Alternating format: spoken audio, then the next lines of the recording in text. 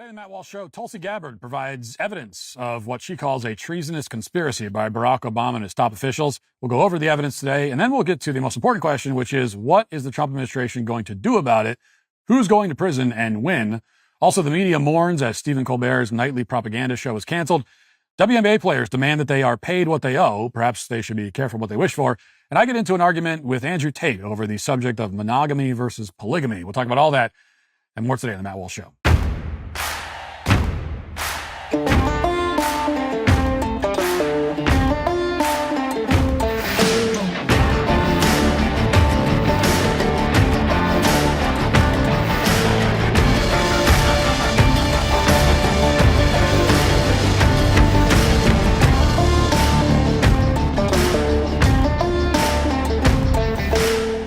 Ever feel like you're being watched online? You're not being paranoid, you actually are. Your internet service provider can see every single website you visit, and in the US, they're legally allowed to sell that data. Yes, even your incognito browsing gets tracked. Who would have ever guessed that would be the case, but it is. Until privacy laws catch up, you need to protect yourself, and that's why I use ExpressVPN. It encrypts all my internet traffic and routes it through secure servers, so my ISP can't see what I'm doing. They literally have nothing to sell because they can't see my activity. I use it when I travel and need to connect to public Wi-Fi, but also in my day-to-day life doing research for the show and much more. ExpressVPN also hides your IP address, which is how companies track and build profiles on you. With your real IP hidden, data brokers can't connect your browsing to you personally. Your data, therefore, stays yours. ExpressVPN is also incredibly simple. Just one tap to connect. They have apps for every device you own, and they're rated #1 by CNET, The Verge, and tons of other tech sites for good reason. ExpressVPN is a necessity for me when traveling, and I can't recommend it enough. So if you want to start taking your online privacy seriously, don't wait. Use my special link to get 4 extra months of ExpressVPN for free at expressvpn.com/Walsh. That's expressvpn.com/Walsh. Around noon on Donald Trump's first inauguration day in January of 2017, while every other Democrat in Washington was either destroying store windows or sobbing uncontrollably or a bit of both, Barack Obama's outgoing national security advisor was hard at work. She logged onto her computer and sent a lengthy email to her own government email account, even though very soon she wouldn't be able to access that account. So yes, the national security advisor, Susan Rice, wrote an email to herself. And to be clear, this email wasn't a reminder to pick up dog food at the store or a motivational quote for herself as she headed towards unemployment or anything like that. Instead, the email that Rice sent to herself amounted essentially to a lengthy statement claiming that nobody in the Obama administration had committed any kind of treason whatsoever, nor would they ever dream of doing such a thing. Why would you ask? In other words, it was exactly the kind of email you'd send if you had just committed treason. Short of outright confession, it does not get any more incriminating or bizarre than this email. Just a few miles away at exactly this time, Donald Trump was taking the oath of office. Barack Obama was getting ready to board a helicopter and leave Washington. The wailing Democrat lady from the meme was screaming in the street, entering into eternal internet infamy. And contemporaneously with all of that, this is what Susan Rice was sending to herself. The email describes a meeting that took place in the Oval Office back on January 5th, in which several senior Obama administration officials met to discuss Russian interference in the 2016 election. So for some reason, we're summarizing a meeting that took place more than 2 weeks earlier. But here's what Rice wrote. Quote, President Obama began the conversation by stressing his continued commitment to ensuring that every aspect of this issue is handled by the intelligence and law enforcement communities by the book. The president stressed that he is not asking about initiating or instructing anything from a law enforcement perspective. He reiterated that our law enforcement team needs to proceed as it normally would, by the book. Now, shortly after the Trump administration declassified this email, it was obvious to everyone that Susan Rice had written the document because, in fact, Barack Obama had not ordered the investigation into Russiagate to be conducted by the book. Instead, he had done the opposite. He had invented Russiagate out of whole cloth with the intention of sabotaging the incoming Trump administration and discrediting the populist movement that Trump represented. And in an attempt to cover for her boss, Susan Rice was engaging in some last-minute CYA. That's what this email is all about. After all, if everybody was doing everything in accordance with the law, there'd be no reason to say that. There'd be no reason to say twice, in fact, that this was by the book. It was by the book. And that's supposed to be the default assumption. It's a very bad sign when you have to note in the official logs that you're totally not committing any crimes at all. But despite this evidence and a lot of other evidence like it, no document directly linked Obama himself to the creation of the Russiagate fraud. The evidence of Obama's involvement up to this point has been overwhelming, but it's also been mostly circumstantial.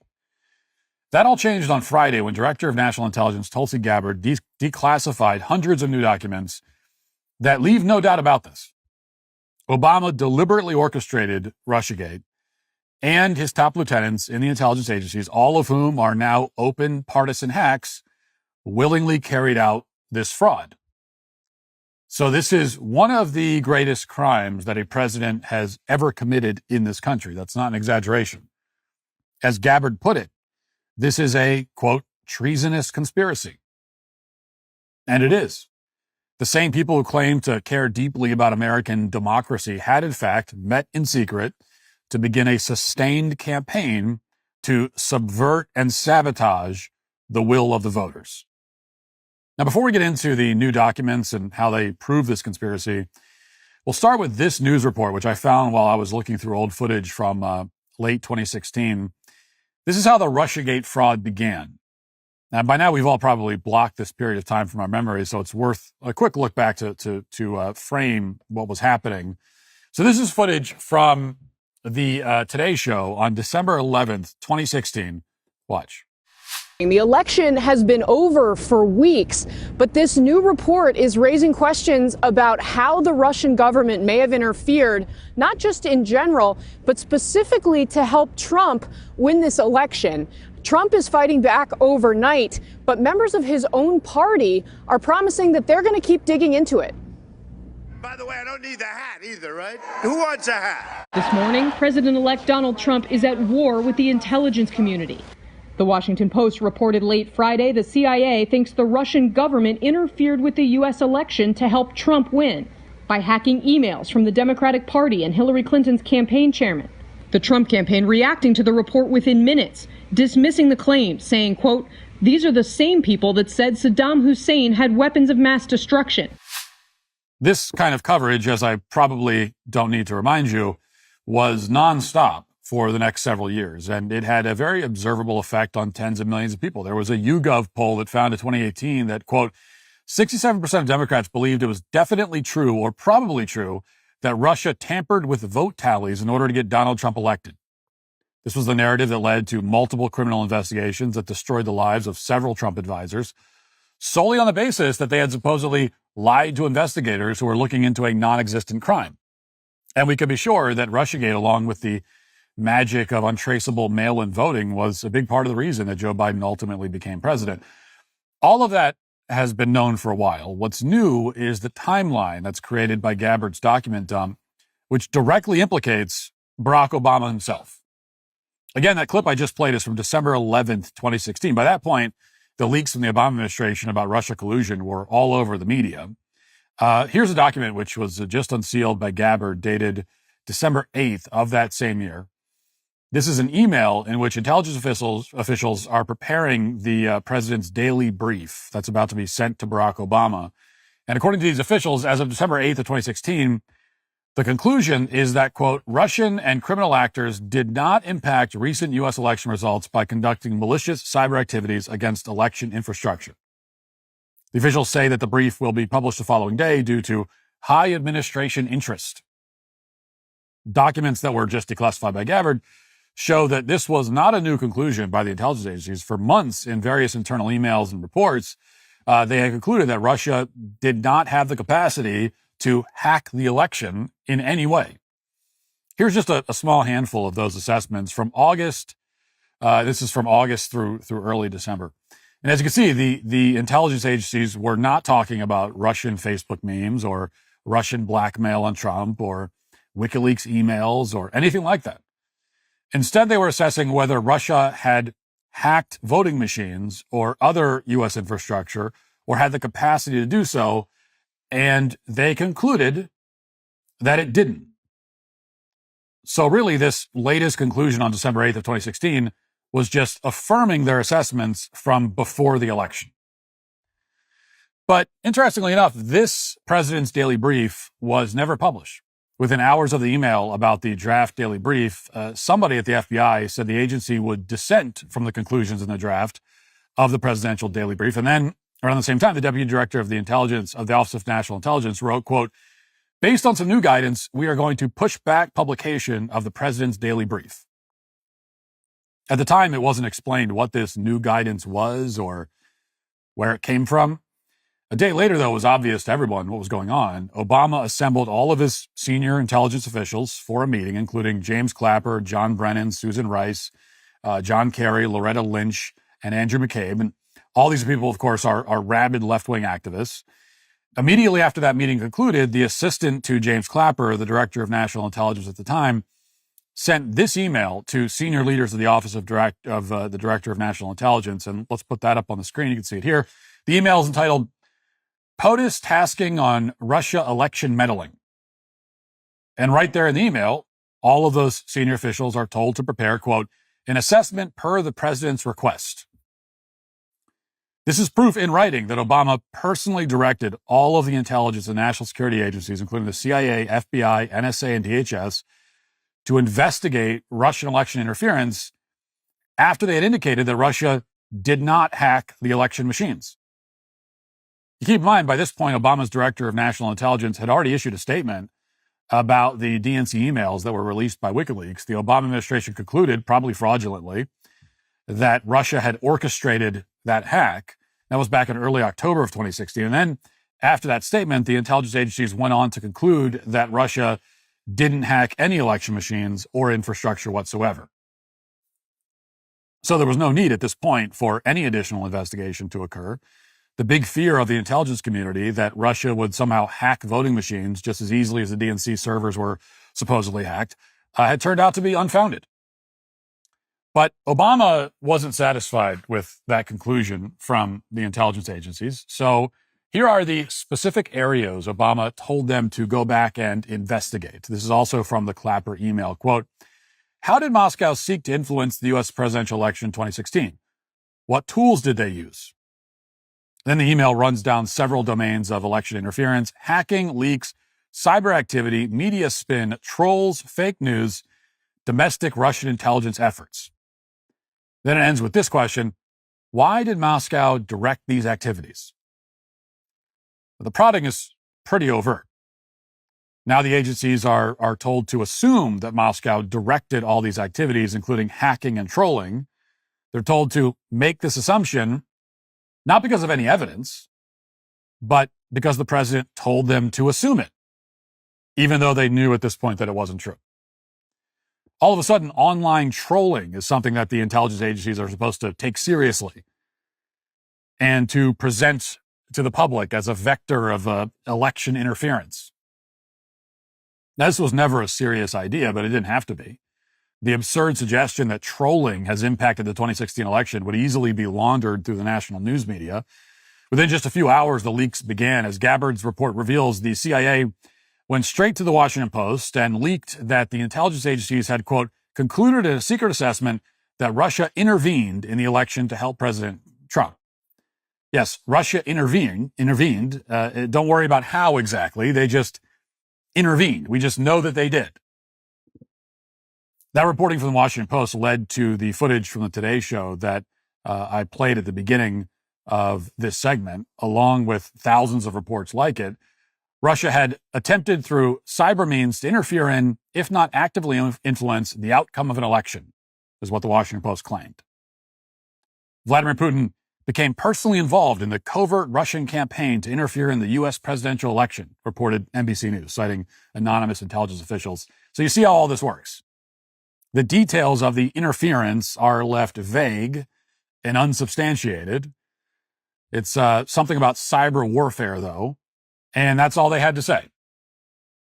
And from this point on, the floodgates were open. Within a few weeks, we saw additional hysteria over the Steele dossier, which was an obvious fabrication with funding from the Clinton campaign. And as all these leaks were underway and the hysteria was ramping up, Obama went out of his way to promote the lie. On December 16, 2016, several days after he ordered the intelligence agencies to commence the hoax, and after the frantic reports about Russian collusion had been published in the Washington Post, Obama was asked directly about Russian interference in the 2016 election. Specifically, he was asked, did Clinton lose because of the hacking? Now, he had an opportunity to explain that actually the intelligence agencies looked into this and they did not think that Russia had interfered with the election. But instead, Obama strongly implied that there was hacking, even though he knew that there wasn't, but that he couldn't talk about it because it was all classified. Watch. Did Clinton lose because of the hacking? I'm going to let all the political pundits in this town have a long discussion about what happened in the election. It was a fascinating election, so I'm sure there are going to be a lot of books written about it. We will provide evidence that we can safely provide that does not compromise sources and methods. But I'll be honest with you, when you're talking about cybersecurity, a lot of it is classified, and we're not going to provide it because the way we catch folks is by knowing certain things about them that they may not want us to know. Now, a few weeks after this press conference, the intelligence agencies under Obama announced that, quote, we assess with high confidence that Russian President Vladimir Putin ordered an influence campaign in 2016 aimed at the U.S. presidential election. Put another way, Obama told the intelligence agencies to allege that Russia had impacted the election one way or another. They could even say that trolling had impacted the election if they wanted to. And indeed, the intelligence agencies, all of them run by, lunatics who would go on to become MSNBC personalities, did exactly what Obama asked them to do. Now, this is about as overt and explicit as a conspiracy can be. Everybody involved in this fraud knew exactly what they were doing. When given the opportunity to pull back, they kept pushing the lie. They doubled down. Solely to undermine the incoming administration, Obama told his deputies to go back to the drawing board to find some other way that Russia could have influenced the election. Now, he knew that it was absurd to suggest that Trump had won because Russia spent, $100,000 on Facebook memes, or that Russia wanted Trump to win because they could blackmail him. He also knew there wasn't any real evidence that Russia had ever hacked the DNC. But Obama knew that he didn't need to prove any of this. Instead, he could simply order the intelligence agencies to start leaking about their phony investigation. The media would just take it from there. Now, it's clear that Tulsi Gabbard understands all this, and here's what she had to say the other day about it on Fox. Watch. The implications of this are, frankly, nothing short of historic. Over 100 documents that we released on Friday really detail and provide evidence of how this treasonous conspiracy was directed by President Obama just weeks before he was due to leave office, after President Trump had already gotten elected.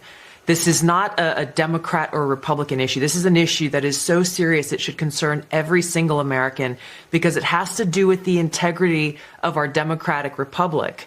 What we saw occur here, as the documents we released detailed, was that we had a sitting president of the United States and his cabinet and leadership team, quite frankly, who were not happy with the fact that President Trump had won the election, that the American people had chosen Donald J. Trump to be the next president, commander-in-chief of the United States. And so they decided that they would do everything possible to try to undermine his ability to do what voters tasked President Trump to do. Everything Tulsi just said is obviously true. This was a treasonous conspiracy. It's in writing. It's all based on a fraud.